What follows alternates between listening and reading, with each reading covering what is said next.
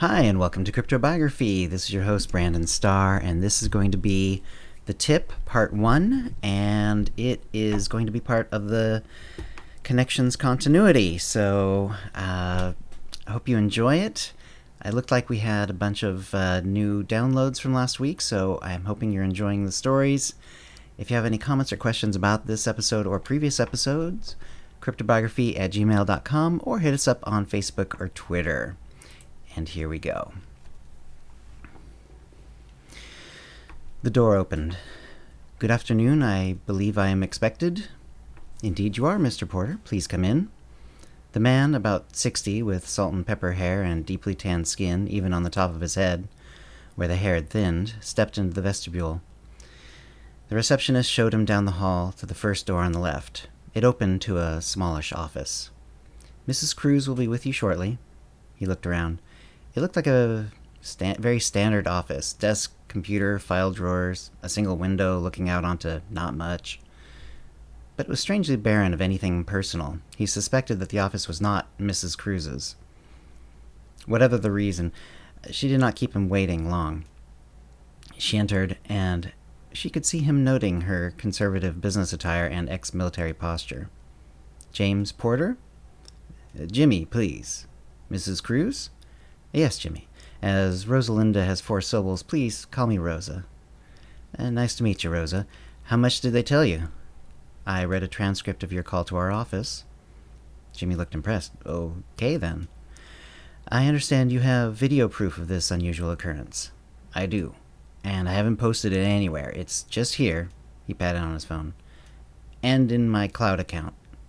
The tiny pause before that last sentence indicated to Rosalinda that he in fact didn't have a proper backup, but wanted it to seem like he did. That was fine with her.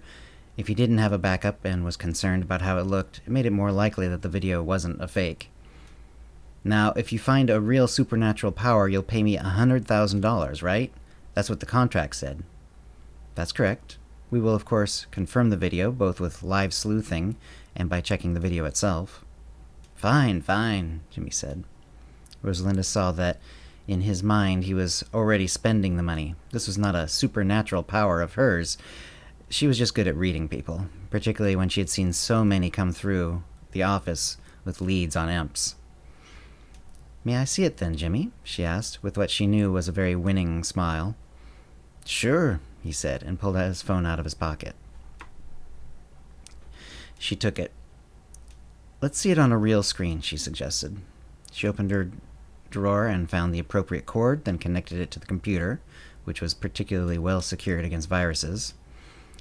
"Show me which video," she said, sliding the phone back to him. He pointed at one, and she started it. It showed a street with a lot of low buildings and dry yards. "Where was this taken?" she asked. She assumed that the information would be on the metadata, but she wanted his answer. "My house, off of East Compton." She nodded. "And you told my people that you took this video yourself?" "Yes." "Have you lived there long?" 35 years. "I need this not to get out, especially not to the people on this video." She knew that only the hefty reward would have brought him forward. "It won't. My people are very careful." She started the video again. The video was taken over a low wall. It also seemed to be taken from a shaded area. He really didn't want to be seen, she thought. It was in broad daylight, with a typical LA hazy blue overhead. The street had been empty except for a single man who was sweeping a sidewalk. He was Latino, probably in his 30s, though the clarity wasn't great. He wore a white t-shirt with a beer company logo and jeans with sneakers. His black ball cap kept his face shaded and was the biggest thing keeping her from determining any more about him. She paused it again. "Do you know him?" she asked Jimmy. "Yeah, he's my neighbor, Juan." "Last name?" Jimmy had to think. "Palacios, I'm pretty sure. We're on waving terms mostly. We've only had a couple of conversations, in passing." "How long has he lived there?" "Maybe 6 years." She nodded and resumed the video. There had been a subtle noise in the background. It was getting a lot louder. "Hear that?" Jimmy asked her, and she paused the video. "That's why I was taking the video. I had heard that SUV a few times. It's been tricked out to blast noise. I was hoping to get the police interested. Not that it was too likely," he added, a little sourly. She restarted it.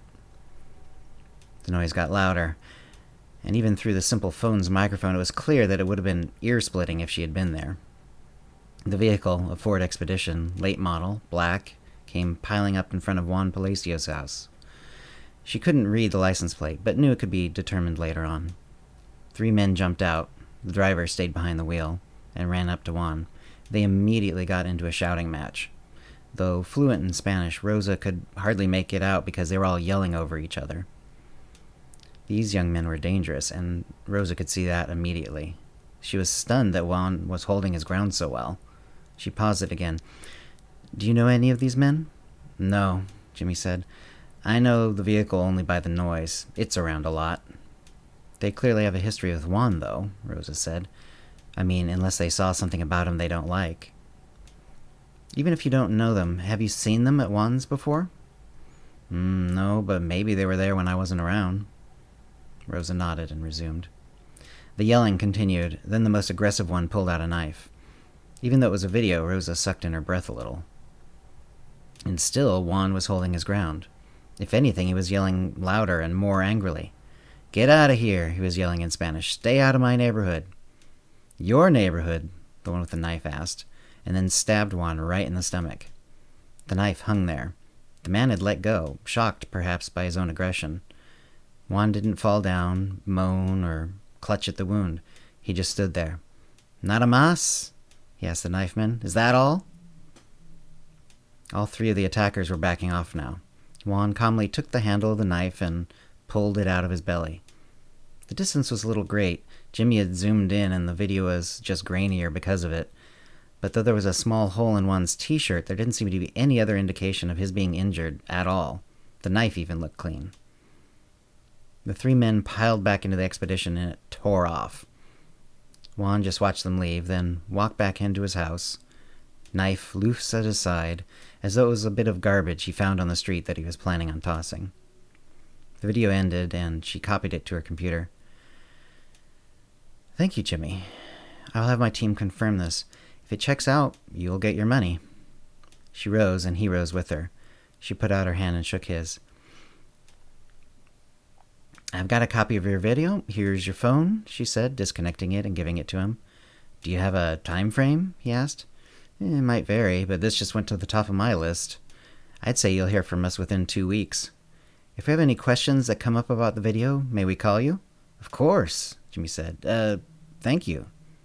"You're welcome, and thank you as well." She saw him out. She called her team to a meeting within the hour.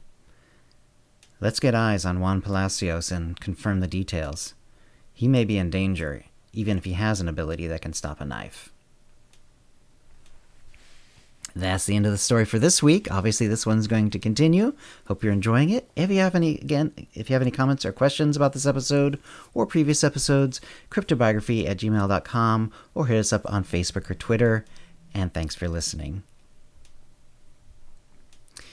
Copyright 2020, CryptoBiography LLC, all rights reserved. Characters and events are fictional, fictionalized, or satirical.